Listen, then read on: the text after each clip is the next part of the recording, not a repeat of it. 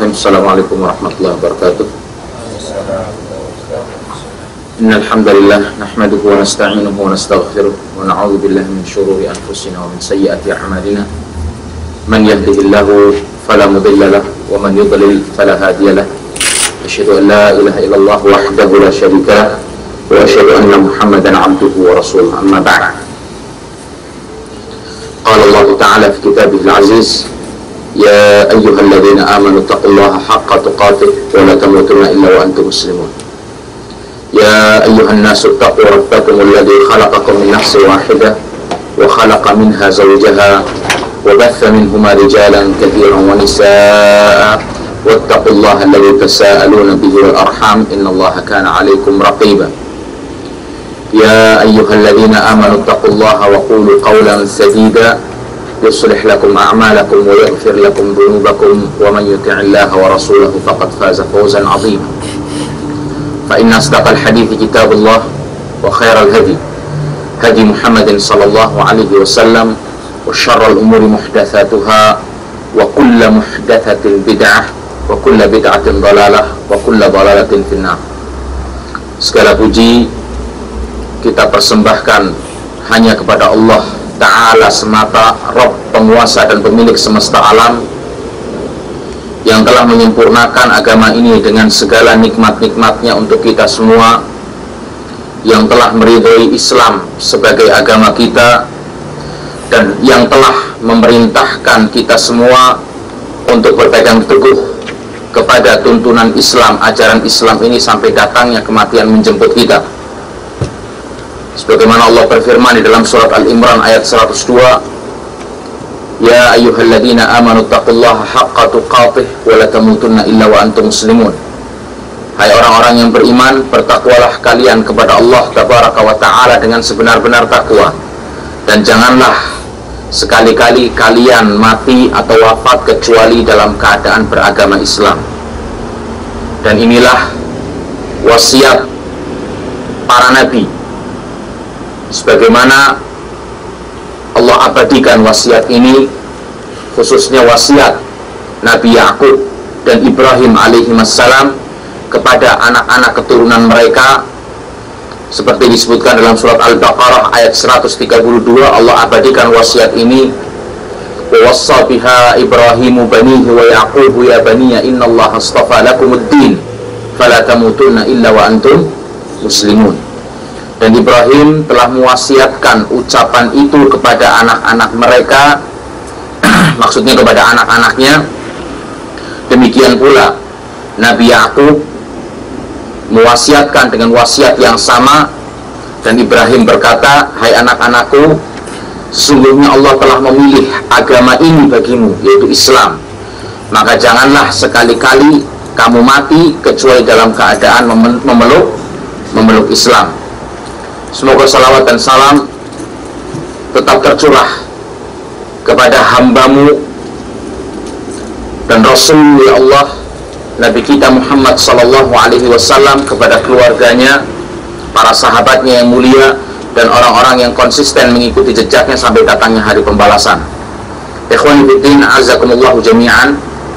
Tema pembahasan kita pada kajian pagi yang berbahagia ini, insyaallah, tentang permasalahan prinsip-prinsip peribadahan yang benar di dalam Islam. Pembahasan ini pernah saya sampaikan dalam majelis ini juga, tapi mungkin sudah cukup lama, dan saya melihat perlu kiranya untuk saya sampaikan kembali tentang pembahasan prinsip-prinsip peribadahan yang benar di dalam Islam.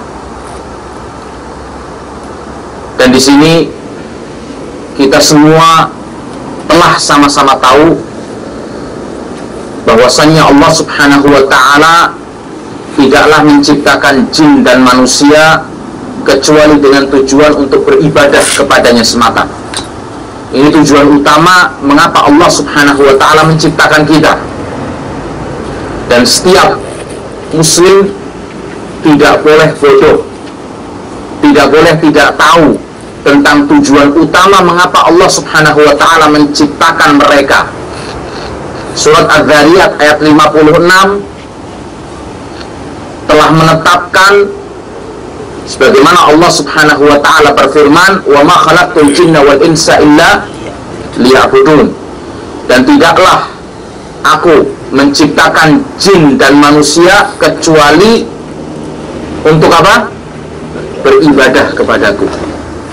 Tujuannya adalah untuk menyembah Allah Subhanahu wa ta'ala, mengesahkan segala macam bentuk peribadahan yang telah Allah wahyukan, telah Allah syariatkan, Allah tetapkan dengan utusannya, duta besarnya Muhammad sallallahu alaihi wasallam kepada umat manusia di dunia ini. Maka seluruh syariat dan ibadah tersebut tidaklah kita tunaikan kecuali karena Allah dan untuk Allah Subhanahu wa ta'ala semata. Dan untuk itu dan karena itu kita diciptakan oleh Allah Subhanahu wa ta'ala, yaitu untuk beribadah dan mengesahkan segala macam bentuk peribadahan hanya kepada Allah Subhanahu wa ta'ala. Ingat saudara sekalian, dengan ibadah seorang manusia akan meraih kemuliaan. Dengan ibadah manusia akan meraih kebesaran, kebahagiaan, baik dalam kehidupannya di dunia maupun di akhirat. Karena manusia membutuhkan Rabb-nya. Kita semua membutuhkan Allah Subhanahu wa ta'ala. Dan manusia itu sendiri tidak akan bisa melepaskan kebutuhannya terhadap Rabb-nya, terhadap Allah Subhanahu wa ta'ala walaupun sesaat. Karena kita tergantung secara penuh dan mutlak kepada Allah Subhanahu wa ta'ala. Sedangkan Allah Subhanahu wa ta'ala sama sekali tidak butuh kepada manusia. Allah Subhanahu wa ta'ala sama sekali tidak butuh dengan ibadah kita. Allah sama sekali tidak butuh dengan keimanan kita. Akan tapi kita yang butuh untuk beribadah kepada Allah. Kita yang butuh untuk menyembah Allah. Kita yang butuh untuk beriman kepada Allah Subhanahu wa ta'ala. Dan di dalam surat Az-Zumar ayat 7, Allah Subhanahu wa ta'ala menjelaskan, "In takfuru fa innallaha ghaniyyun 'ankum wa la yarda li'ibadihi al-kufr wa in tashkuru fa yardahu lakum." Jika kamu kafir, maka sesungguhnya Allah Subhanahu wa ta'ala tidak sama sekali memerlukan imanmu. Maksudnya di sini adalah manusia baik beriman, ya kan, ataupun tidak beriman, bukan merupakan suatu hal yang merugikan Allah Subhanahu wa ta'ala sedikit pun. Oleh karena itu Allah mengatakan, jika kamu kafir, maka sesungguhnya Allah tidak memerlukan iman kamu. Dan dia tidak pernah meridhoi kekafiran, tidak pernah rela adanya kekafiran di dalam hamba-hambanya. Dan jika kamu bersyukur kepada Allah Subhanahu wa ta'ala, niscaya Allah akan meridhoimu dan meridhoi kesyukuranmu itu. Dalam ayat lain, Allah Subhanahu wa ta'ala mengabadikan ucapan Nabi Musa alaihi salam di dalam Al-Quranul Karim, yang Allah jadikan sebagai firman-Nya terhadap kaum pembangkang, kaum yang paling banyak membunuh para nabinya, kaum apa? Yahudi. Nabi Musa memperingatkan dan mengatakan kepada mereka, wa qala Musa, dan berkata Musa, in takfuru antum wa man fil ardi jami'an fa innallaha ghaniyyun fa innallaha laghaniyyun hamid. Dan Musa berkata, jika kamu dan orang-orang yang ada di muka bumi ini semuanya kufur, mengingkari Allah Subhanahu wa ta'ala, tidak mau menyembah kepada Allah, tidak mau beribadah kepada Allah Subhanahu wa ta'ala, maka sungguhnya Allah maha kaya dan maha terpuji atas perbuatan kekufuran dan tidak mau ibadahnya manusia di dunia ini. Jadi sekali lagi, siapa yang butuh? Kita manusia. Dan bukan Allah yang butuh. Allah tidak akan dirugikan dengan kekufuran para hamba. Apabila seluruh umat manusia di dunia ini kufur kepada Allah, mengingkari nikmat Allah subhanahu wa ta'ala tidak akan mengurangi kebesaran, kemuliaan, dan keagungan Allah sekuku hitam pun. Apa yang lebih kecil dari itu? Dan apabila semuanya beriman kepada Allah subhanahu wa ta'ala, tidak akan mengangkat kemuliaan, kebesaran, dan keagungan Allah, karena Allah sudah maha besar, maha mulia, maha agung, dan maha sempurna. Jadi sekali lagi kita yang butuh, ingat, kita yang butuh untuk beribadah kepada Allah dan menyembah Allah subhanahu wa ta'ala. Saudara sekalian, ibadah berarti seseorang mendekatkan diri kepada Allah subhanahu wa ta'ala dengan melaksanakan segala apa yang telah disyariatkan oleh Allah, baik berupa perkataan atau amal perbuatan, baik yang sifatnya zahir maupun yang sifatnya batin. Nanti akan diperjelas lagi dalam akhir-akhir pembahasan tentang masalah ibadah ini. Dan ibadah adalah merupakan hak Allah atas setiap hamba, dan manfaat dari ibadah itu sendiri akan kembali kepada hamba itu sendiri, seperti dijelaskan dalam sebuah hadis yang diriwayatkan oleh sahabat mulia Mu'adz bin Jabal, di mana dia berkata dan menceritakan tentang wasiat yang pernah disampaikan oleh Rasulullah SAW kepadanya, di mana ketika itu Rasulullah SAW memboncengkan Mu'adz bin Jabal bersama rokil dari Rasulullah SAW, diboncengkan di belakangnya. Kemudian ketika itu Rasulullah bersabda dan berkata kepada Mu'adz bin Jabal, "Ya Mu'adz, atadri ma haqqullahi 'alal 'ibad wa ma haqqul 'ibadi 'ala Allah?" Wahai Mu'adz, apakah engkau tahu apa hak Allah subhanahu wa ta'ala terhadap para hamba, dan apa hak para hamba terhadap Allah subhanahu wa ta'ala?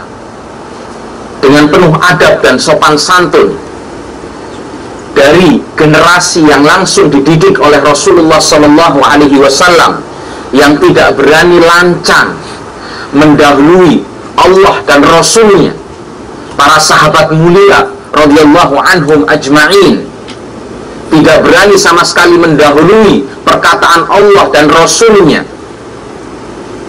Jawaban Mu'adz bin Jabal kepada Rasulullah SAW adalah, "Faqultu Allahu wa rasuluhu a'lam."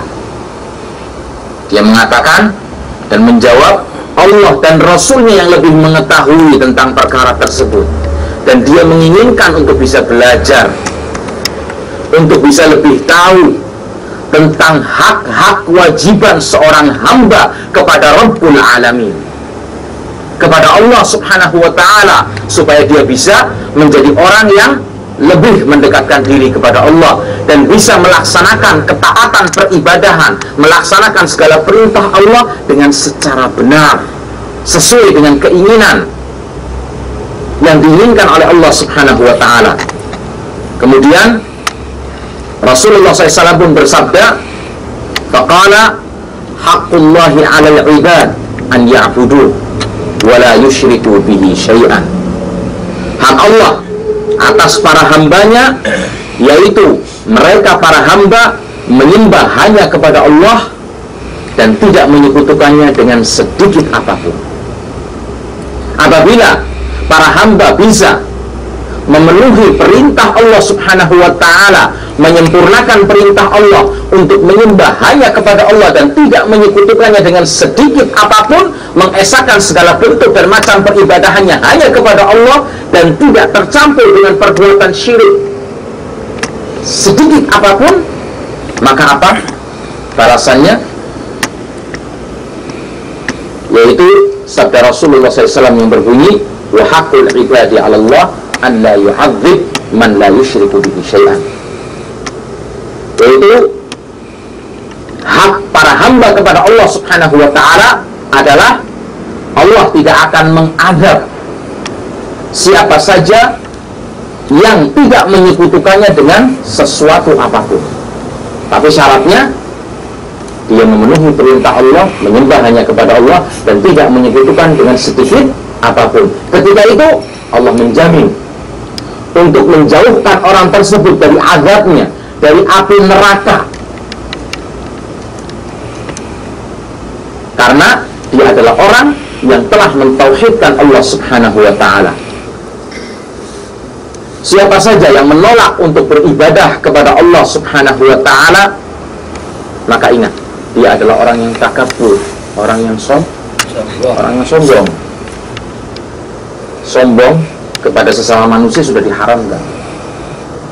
Kita sombong kepada saudara sesama muslim sudah diharamkan, apalagi sombong kepada Allah Subhanahu wa ta'ala. Dan ingat, Allah mengancam orang-orang yang mempunyai sifat sombong ini, diancam dengan azabnya, sebagaimana dijelaskan dalam hadis qudsi yang diriwayatkan oleh Abu Hurairah radhiyallahu anhu, di mana dia berkata, bersabda Rasulullah sallallahu alaihi wasallam, dan Allah Subhanahu wa ta'ala berfirman, al-izzu izari wal kibriya'u ridai faman yunazi'ni fi wahidin minhuma faqad adzabtuh. Kemuliaan yang sempurna dan maha sempurna adalah merupakan sarungku, kata Allah Subhanahu wa ta'ala, sarung kebesaran Allah. Dan sifat sombong atau kesombongan adalah selendang kebesaranku. Maka barang siapa menentangku dengan memakai salah satu dari sifat kebesaranku ini, maka sungguhnya aku telah mengadabnya. Kesempurnaan yang mulia, kesombongan pantas disandang oleh Allah, karena Allah adalah pemilik kita dan pemilik seluruh alam semesta ini. Dan Allah lah yang menciptakan kita, menghidupkan kita, mematikan kita, dan menghidupkan, membuat, menciptakan seluruh alam semesta ini beserta dengan isinya. Dan Allah yang memberikan rezeki kepada mereka, dan Allah sekaligus yang menjaga mereka. Pantas Allah untuk memiliki sifat sombong. Nah, kalau kita yang kemana-mana bawa kantong kotoran, apa yang mau disombongkan? Apalagi sombong dengan tidak mau beribadah kepada Allah Subhanahu wa ta'ala. Mungkin kita sering dengar ketika kita menyuruh saudara kita untuk memperbaiki sholatnya, kemudian dijawab, alhamdulillah sudah sholat. Loh, kok alhamdulillah sudah sholat? Yang butuh untuk sholat itu Anda, bukan alhamdulillah untuk sholat. Anda yang butuh untuk melaksanakan ibadah kepada Allah. Nah, kewajiban saya sebagai seorang muslim ketika melihat ada kesalahan pada peribadahan, kita diperintahkan untuk tawassul bil haq, supaya ibadah kamu tidak sia-sia dan hanya dapat capek belaka dan tidak dapat balasan. Dan ingat, yang membutuhkan itu kamu, bukan, ya kan? Allah Subhanahu wa ta'ala yang membutuhkan kepada ibadahmu. Nah, siapa saja yang beribadah kepada Allah dan juga beribadah kepada selain Allah Subhanahu wa ta'ala, maka dia adalah orang yang apa? Musyrik. Beribadah kepada Allah, kemudian beribadah juga kepada selain Allah. Ini jelasnya adalah orang yang musyrik. Siapa yang beribadah kepada Allah semata dengan, ya kan, tidak melaksanakan apa yang disyariatkan oleh Allah, atau beribadah kepada Allah semata, ya, akan tetapi tidak dengan apa yang disyariatkan oleh Allah dan dituntunkan oleh nabinya, maka dia adalah pelaku perbuatan bid'ah, karena pelaksanaan peribadahan itu harus sesuai dengan aturan dan prosedur. Nah, siapa yang beribadah kepada Allah Subhanahu wa ta'ala semata dengan apa yang disyariatkan oleh Allah Subhanahu wa ta'ala dan dituntunkan oleh nabinya, maka dialah yang dikatakan sebagai mukmin sejati. Nanti akan dijelaskan.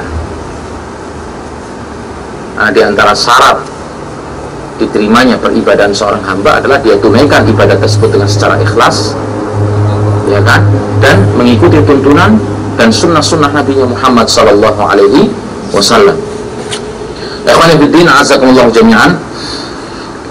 Ketika seorang hamba membutuhkan untuk beribadah kepada Allah Subhanahu wa ta'ala, dan tidak mungkin bagi mereka untuk mengetahui sendiri hakikat peribadahan yang diridhoi oleh Allah Subhanahu wa ta'ala dan yang sesuai dengan agama ini, yang sesuai dengan apa yang diinginkan oleh Allah Subhanahu wa ta'ala tentang pelaksanaan tata cara peribadahan. Maka masalah ini tidak diserahkan begitu saja kepada para hamba, akan tetapi Allah Subhanahu wa ta'ala mengutus siapa? Nabi Muhammad sallallahu alaihi wasallam sebagai utusan Allah, duta besar Allah, dan menurunkan kepada beliau sallallahu alaihi wasallam apa? Kitab sucinya. Tujuannya apa? Untuk menjelaskan hakikat peribadahan yang diinginkan oleh Allah Subhanahu wa ta'ala, tata cara dan aturan ibadah yang diinginkan untuk ditunaikan oleh setiap hamba menurut keinginan Allah, bukan keinginan hawa nafsu. Hawa nafsu kita tidak sama sekali.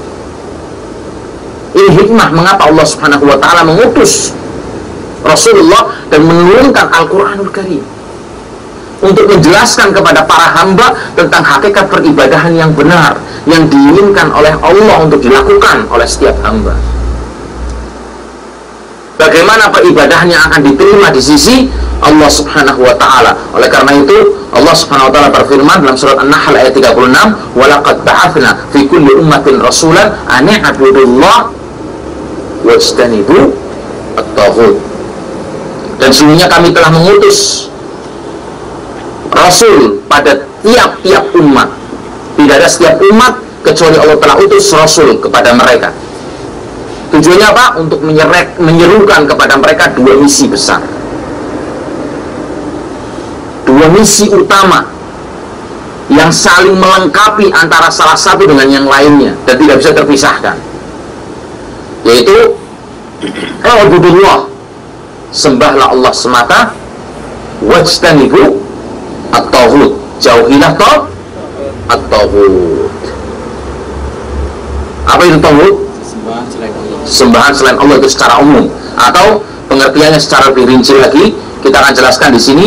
Taghut adalah segala perbuatan hamba, ini kan, segala perbuatan hamba atau seorang hamba yang telah melanggar batas-batas syar'i yang telah ditetapkan dan ditentukan oleh Allah Subhanahu wa ta'ala, baik menyangkut sesuatu yang disembah seperti menyembah patung, atau orang yang diikuti seperti tukang sihir, ulama-ulama yang tidak konsisten dengan ajaran agama, tahu yang benar tapi malah justru berfatwa dengan yang salah karena mengikuti hawa nafsu, atau menginginkan harta, menginginkan kenikmatan dunia yang sementara ini, rela menjual agamanya untuk berfatwa dan nyeleneh. Atau seseorang yang ditaati seperti penguasa dan pejabat yang menyimpang dari ketaatan kepada Allah Subhanahu wa ta'ala. Dan tauhid ini banyak macamnya, dan pemimpinnya itu ada 5 pemimpin tauhid.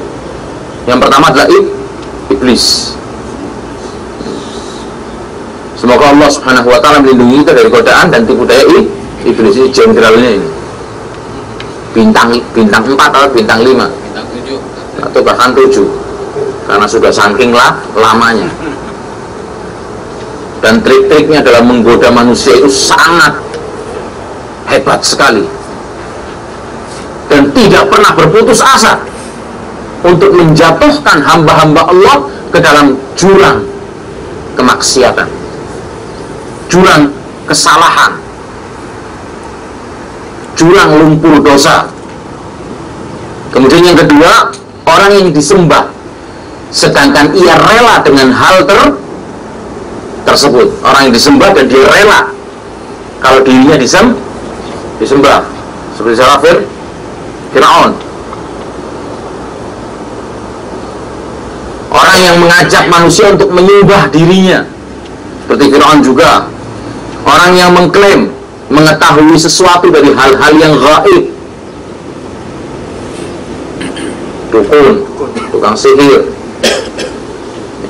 Orang yang berhujjah, berdalil kepada selain hukum-hukum Allah Subhanahu wa ta'ala, masuk dalam kategori tauhid. Tapi intinya segala sesuatu yang disembah selain Allah Subhanahu wa ta'ala, baik dengan ditaati, dipatuhi, ya kan, secara melampaui batas, atau seperti tadi telah saya bacakan. Dan dalam surat Al-Anbiya ayat 25 Allah Subhanahu wa ta'ala berfirman, "Wa ma arsalna min qablika min rasulin illa nuhi ilaihi annahu la ilaha illa ana fa'budun." Dan kami tidak mengutus seorang rasul pun sebelum kamu wahai Muhammad sallallahu alaihi wasallam, melainkan kami wahyukan misi bahwasanya tidak ada Tuhan, tidak ada sesembahan yang hak untuk disembah melainkan aku, Allah Subhanahu wa ta'ala. Maka sembahlah olehmu sekalian aku, yaitu Allah Subhanahu wa ta'ala. Siapa saja dari manusia yang menentang apa yang disampaikan para rasul yang telah diutus kepada mereka dan apa yang diturunkan dari kitab-kitab suci Allah Subhanahu wa ta'ala kepada rasul yang diutus kepada umat tersebut tentang peribadahan kepada Allah, yang menjelaskan tentang hakikat peribadahan kepada Allah, tata cara peribadahan yang benar kepada Allah, kemudian dia beribadah, ya kan, kepada Allah Subhanahu wa ta'ala semata-mata berlandaskan dengan seleranya atau apa yang diinginkan oleh hawa nafsunya, atau apa yang telah dihiasi oleh para syaitan baik dari jenis manusia ataupun jin, maka dia telah sesat dari jalan Allah Subhanahu wa ta'ala. Karena ibadah itu aturannya ngikut perintah Allah dan Rasulnya Muhammad sallallahu alaihi wasallam. Dan ibadah yang seperti itu atau ibadah yang seperti tadi itu yang mengikuti hawa nafsu, pada hakikatnya bukan beribadah kepada Allah, tetapi dia sedang beribadah kepada hawa nafsunya. Karena yang pas diterima, yang nggak cocok dibuang. Apa yang benar dia buang, ya kan? Yang tidak ada tuntunannya dari Rasulullah SAW dilaksanakan karena menurut keinginan pasar. Pasarnya maunya seperti itu. Kalau nggak melaksanakan yang seperti itu, waduh, lari semua. Kita ditinggalkan oleh manusia, kita ditinggalkan oleh umat. Dan Allah menyitir dan mengancam orang-orang yang memiliki sifat seperti itu dalam firman-Nya surat Al-Qasas ayat 50, "Waman adallu mimman ittaba'a hawahu bighairi hudan minallah innallaha la yahdil qaumal zalimin." Dan siapakah yang lebih sesat daripada orang-orang yang mengikuti hawa nafsunya dengan tidak mendapat petunjuk dari Allah Subhanahu wa ta'ala sedikit pun. Sungguhnya Allah tidak memberi petunjuk kepada orang-orang yang zalim. Nah, ini mukadimah sebelum kita masuk kepada pembahasan tentang pokok prinsip peribadahan yang benar dalam Islam. Dan waktu kita ke depan tinggal 1/4 jam lagi sampai jam 9. Wallahu a'lam, mau kita lanjutkan atau kita buat 2 session untuk pertemuan berikutnya? Sambung aja karena mungkin sudah waktunya sudah mepet. Insya Allah pada pertemuan minggu depan kita akan bahas tentang apa ini, pokok-pokok prinsip peribadahan yang benar. Ada 6 pokok insya Allah, atau 6 prinsip yang akan mendukung kebenaran peribadahan kita kepada Allah Subhanahu wa ta'ala, ya. Akan kita bahas satu persatu. Kemudian setelah itu kita membahas tentang permasalahan ibadah dan makna ibadah itu sendiri kepada Allah Subhanahu wa ta'ala. Kalau begitu saya cukupkan. Subhanakallahumma wa bihamdika asyhadu an la ilaha illa anta astaghfiruka wa atubu ilaik. Assalamualaikum warahmatullahi wabarakatuh.